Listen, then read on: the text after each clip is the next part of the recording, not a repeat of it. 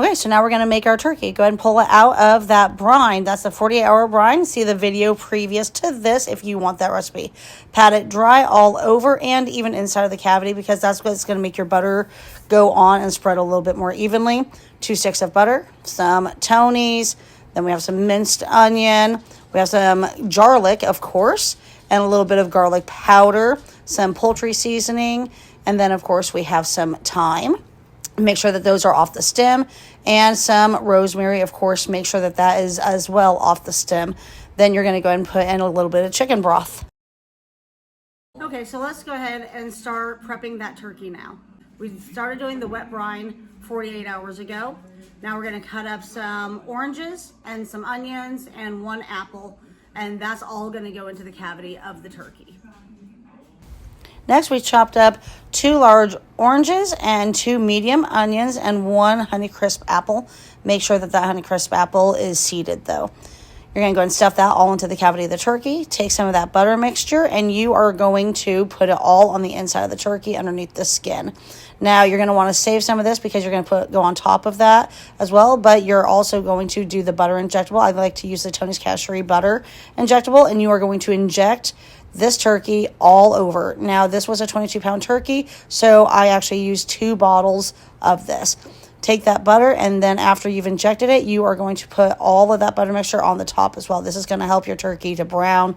It has all those seasonings in there that we had done previously. Make sure that that butter is all over, top, bottom, in all the folds, crevices, everywhere. You're going to want it to be all over the place. The bird is prepped, buttered, has all the goods in it. It has the apples, it has oranges, and it has onions on the inside. This is going to go into the oven at 350, probably for about 4.5 to 5 hours. Internal temperature needs to be at 165, so we're going to pull it out roughly about at 160 because it's going to continue to cook even once it's out of the oven. Remember that brine that we made? We're going to put about a cup in the bottom of our turkey pan before it goes into the oven. And then we're going to continue to baste this. We're going to be checking on it about once every half hour, 45 minutes. Baste it, make sure it's not burning. If by chance your turkey starts to get a little too brown, you can always tint it with foil, and that's going to prevent that. Another thing that you can do is make sure that your oven racks are dropped low.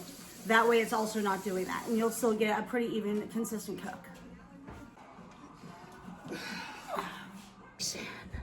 So we just pulled the turkey out of the oven, and we are ready to kind of cut into it. All right, so here's the final reveal. This is what my turkey looked like. It was cooked perfectly. So I'm going to use my electric slicer here, and you can just see all of that juice. Now, I did brine it once every 30 to 45 minutes with all of the brine that I had on the stovetop, and then, of course, the juice that you see there. This is the best turkey. Follow me for more recipes.